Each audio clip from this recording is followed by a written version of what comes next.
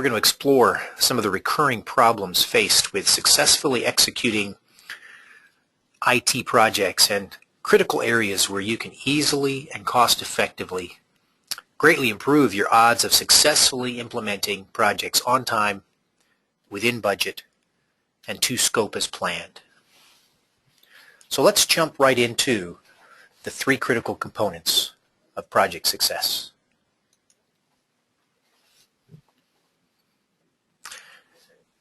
Let's start with some questions.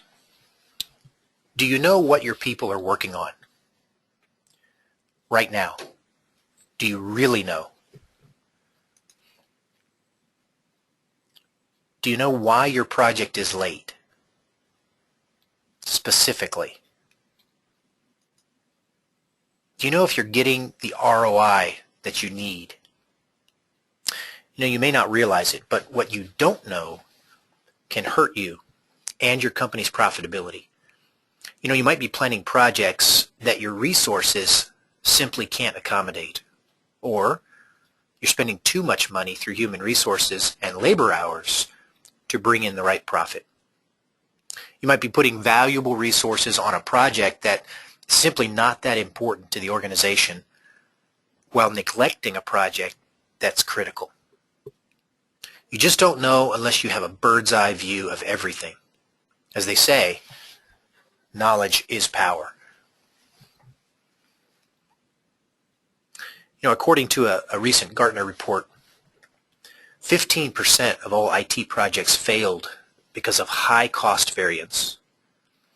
And that seemed pretty consistent across both small, medium, and large projects, as you can see here on the chart. Also, you can see that on average, 18% were unsuccessful because they were substantially late. This means that according to Gartner, a well-respected analyst firm, 1 in 3 technology projects failed. 1 in 3. And this report's from back in 2008. More recent reports have solidified that information and verified it. So why such a dismal success rate? You know, all too often organizations find themselves asking questions like, who's working on what? How do I get this project back on schedule? And also, how much will it take to finish the project? You know, in order to answer these questions and ensure a greater amount of project success, you need to have 3 key components in place. So let's look at each of these in more detail. Our first critical component of project success, not a surprise to most of you who have managed projects over a period of time, effective resource management. We know project teams are made up of people who are categorized by skill types or maybe job functions.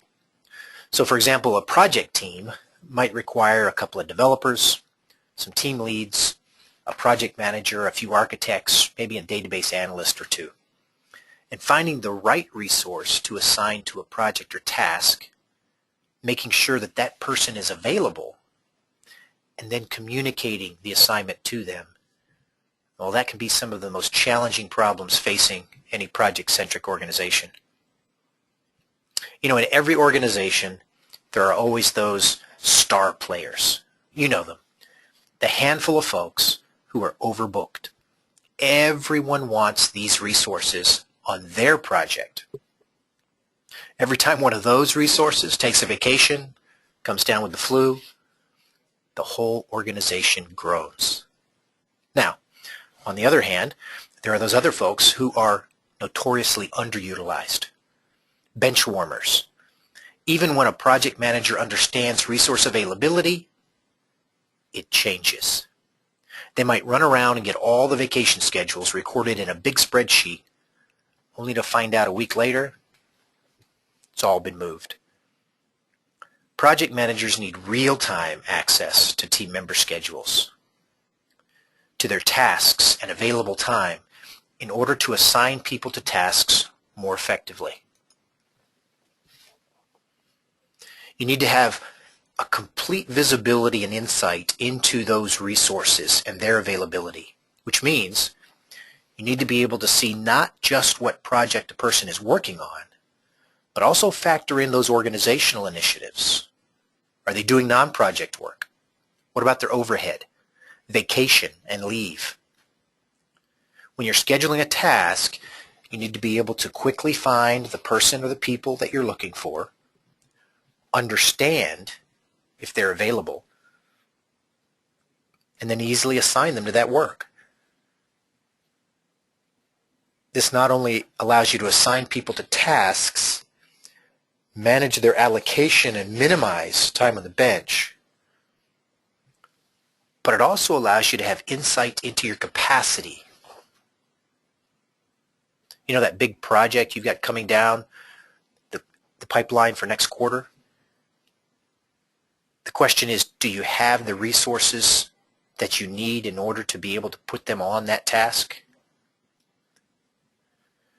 By effectively managing your resources and gaining that valuable insight into resource availability, you will be able to know if you've got the right resources in place for that future project. So moving on, our second critical component of project success, again, no surprise, effective project tracking. Project managers, they're responsible for keeping scope, budget, and schedule on track. The famous triple constraint, right? But how can a project manager achieve this if they don't know how many hours it takes to accomplish a task?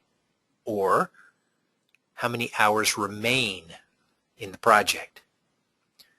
Not only that, but the management team is constantly asking project managers for status reports and accurate information on project status so they can make those critical business decisions. Well, the whole point of working on projects is to bring in a good ROI, a good return on our investment. And the only way to understand project profitability is to understand true project cost, which mainly involves the cost of labor. Tracking time to both projects and tasks is therefore an inescapable requirement for measuring your project ROI. And this goes beyond just looking at percent complete, but tracking actual work. Did you catch that? Actual work. So, if 10% of the allocated budget has been spent, but only 5% of the project work's been completed, you guessed it, there's a problem. Project managers who track employee actuals and find this out early in the project, they're the ones with a fighting chance of recovery. Those who don't will find out much later that their projects are over budget. Now, this was just one example of how real-time data enables project managers to fix problems before they start and ensure a good return on investment. How do you get that?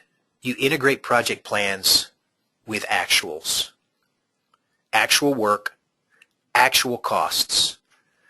That will help you monitor and control your project progress. You need to have an easy and a user-friendly way for your project team members to see what their assignments are, track their actual time to those assignments, and then just as critical, to communicate how much longer it's going to take to complete. Your team members should also be able to record all their time in one place. Their organizational time, G&A, non-project time, time off, everything in one place. Then you don't have silos of work going on in the organization and a quandary of knowledge when it comes to understanding who's working on what. Because it's one location, and it's actual data, not static data that was put into a spreadsheet 2 weeks ago, or something that was printed out on a Gantt chart and put on the wall.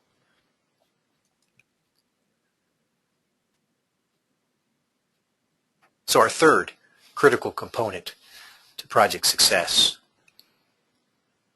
effective decision making. From an executive perspective, or even at the organizational level, it's impossible to make effective decisions when you don't know what people are working on or how the projects are doing. Also, those strategic projects, they have got to have priority for your critical, scarce resources. In this economy, I don't know of a company out there that has too many resources. They've all trimmed back. And so your resources are scarce, and they have to be put on the right projects at the right time. Many organizations feel that it's enough to track project progress on a percent complete basis. Unfortunately, this is just not effective, as it doesn't give you an accurate or a complete story.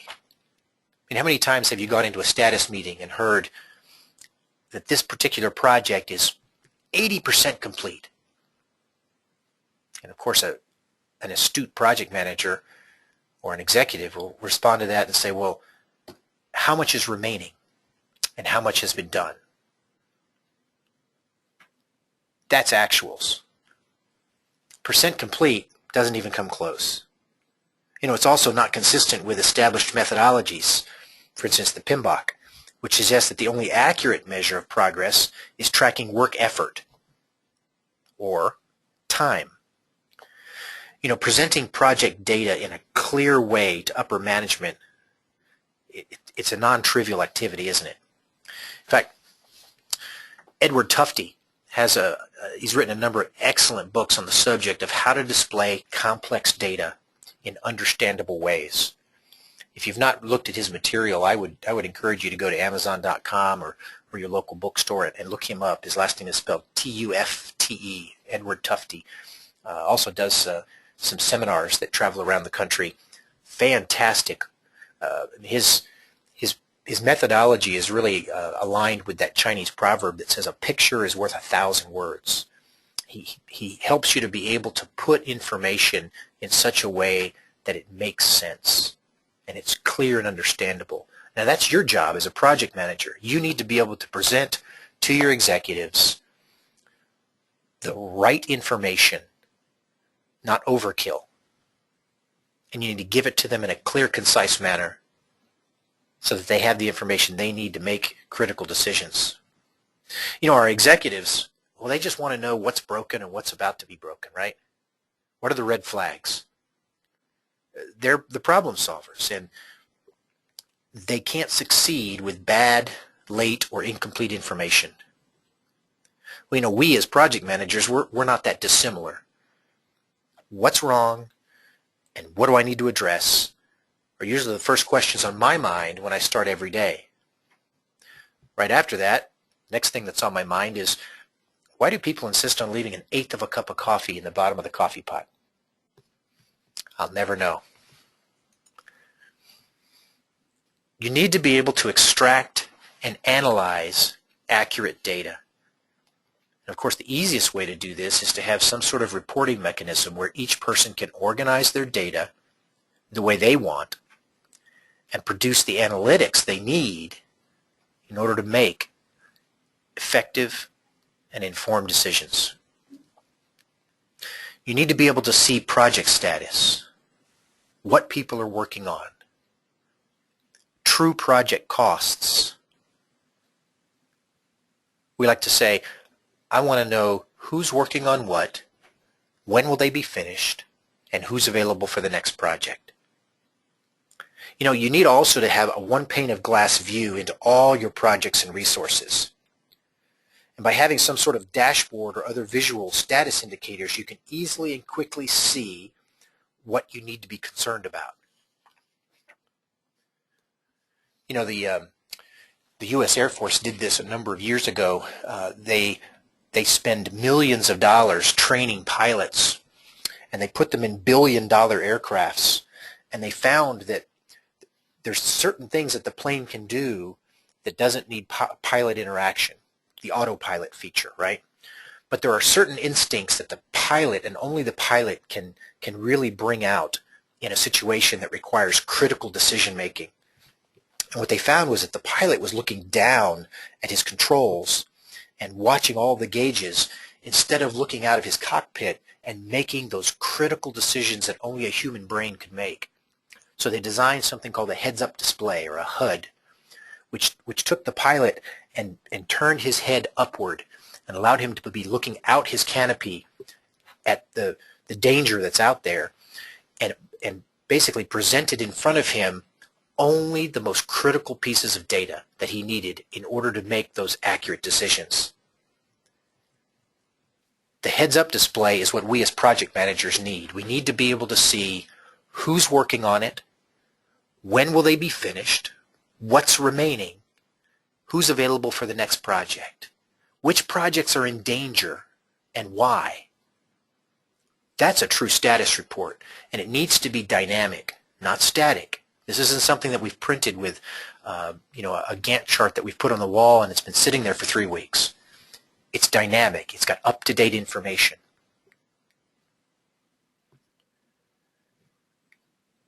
When employees track time to task and project managers can address problems as soon as they surface, and executives can figure out where the company costs are. Being able to forecast future projects and schedule resources based on the skills and the current allocation, boy, these are necessary requirements for every project. Employees should not be wasting their time and their hard work on projects that are not profitable to the enterprise. With the right system in place, organizations can consistently execute projects without wasting time or money. After all, project managers can't succeed if they can't answer basic questions like, how much work have my team members completed? Now, he's not asking what percent complete is he? He's asking how much work has been completed. How about this one? How much work is left for my team members to complete? Now, you put those two pieces together, now you have a complete picture. There's no quasi or partial information there, or from the hip, that's accurate. Are we behind on any of our deliverables? That should be a part of every status meeting. Do my team members need more time to complete their tasks? Has that been communicated and approved and updated in the project status screens? Are the right resources available for my next project? This is that optimization aspect of looking forward, being able to take the data that you have now and make accurate estimates moving forward, so that you can look at a project that's coming up next month or next quarter, and you can say, I know where my resources are today, I know who's got bandwidth available, and who is best for that upcoming project, and you can make accurate assumptions moving forward by looking behind you and currently at your data. Good data makes good decisions, right?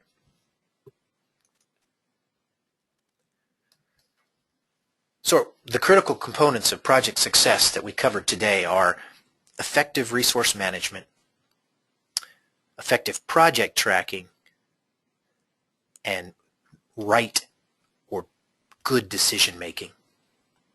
You know, in the current economic climate, no company can afford to have its projects fail.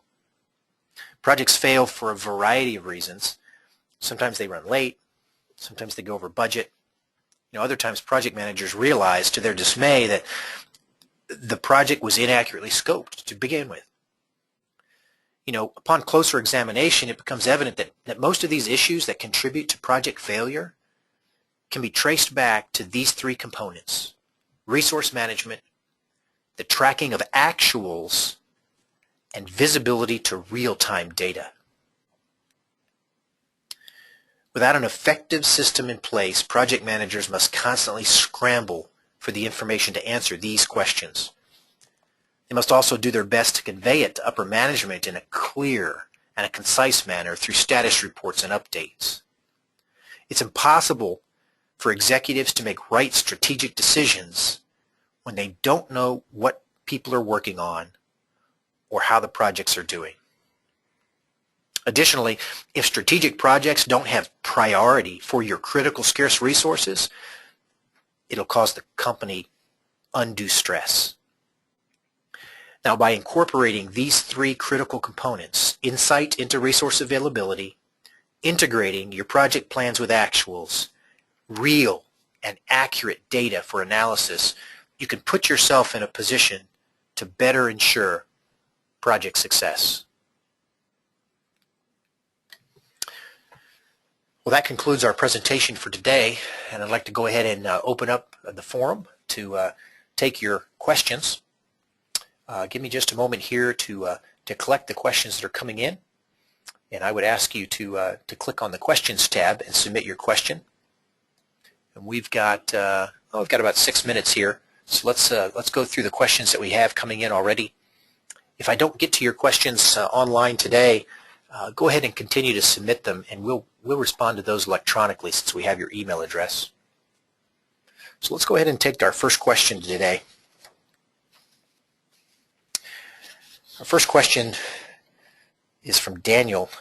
Daniel says, we use Microsoft Project to schedule our projects, and we typically label our resources as engineer 1, 2, etc. as placeholders.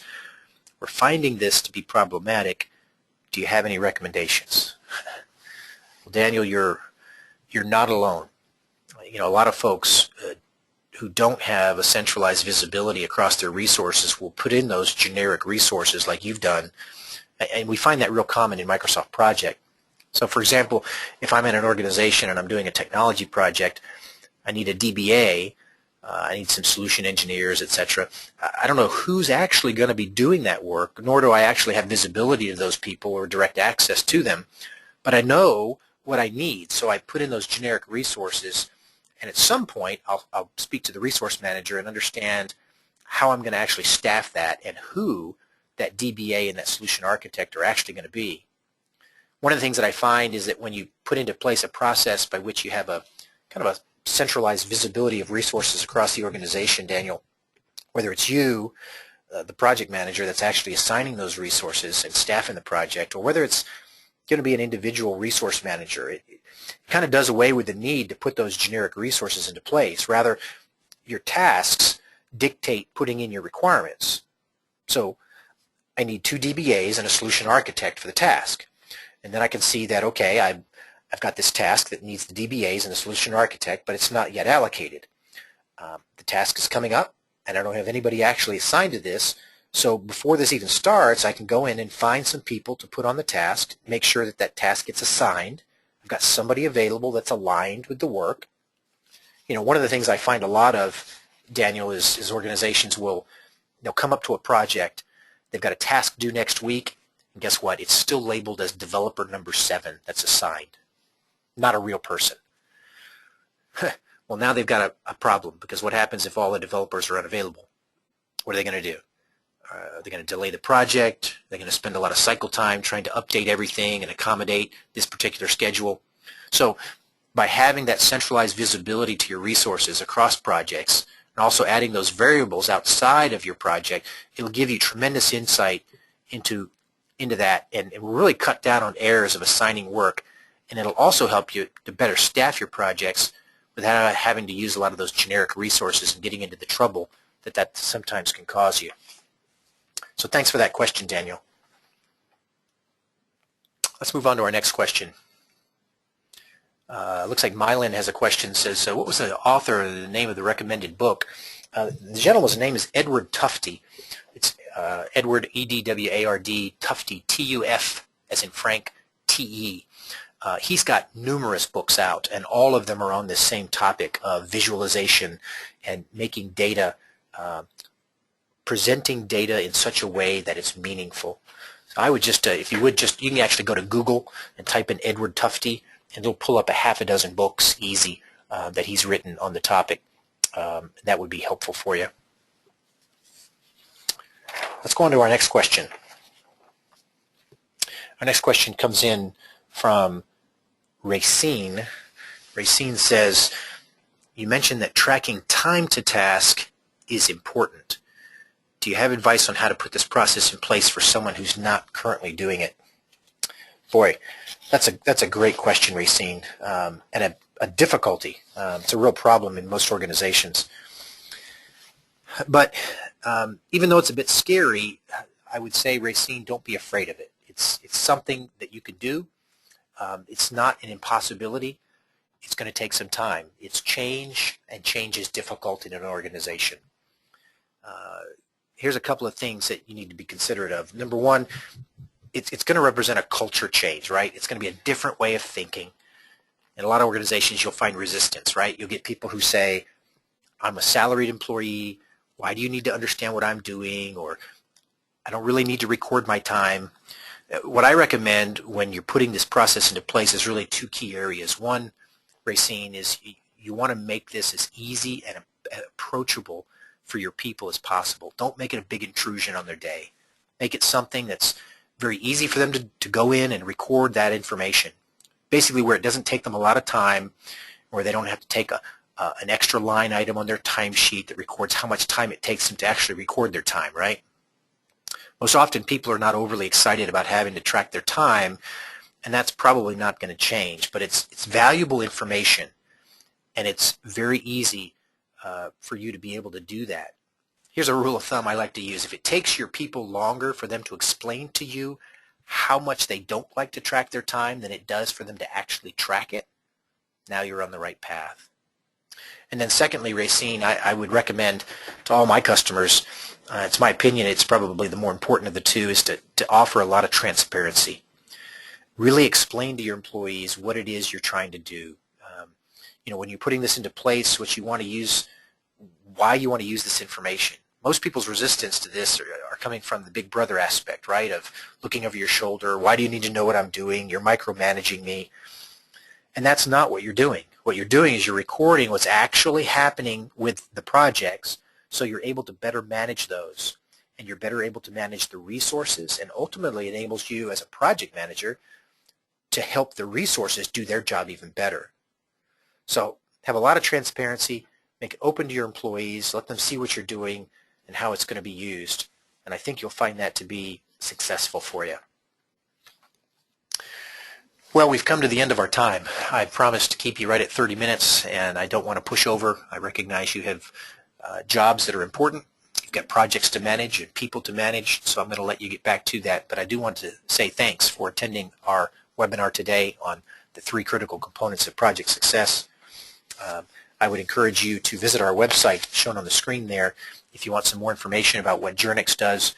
We basically provide a solution that helps you to be able to figure out who's working on what, when will they be finished, and who's available for the next project. It's about looking across your enterprise and seeing exactly what your resources are working on. So if that's an issue that you're dealing with, visit our website. We have a live demo every Wednesday. Feel free to visit that. Also, we've got several other really fantastic speakers online for the next quarter for our webinar series. We're offering both half PDUs for half-hour sessions and 1 PDU for full-hour sessions. Visit our website in the upper left-hand corner. It'll say register for a webinar. And there's, in fact, we did one earlier this morning on project document management. Did one last week on social media for project management. How to turn around failing projects was a very popular series that we did. Got a number of those like that are just fantastic. People that have 20 and 30 years of experience managing projects and people. I would encourage you to visit that. Again, I want to thank you for your time today. Hope you have a wonderful day and all your projects are successful.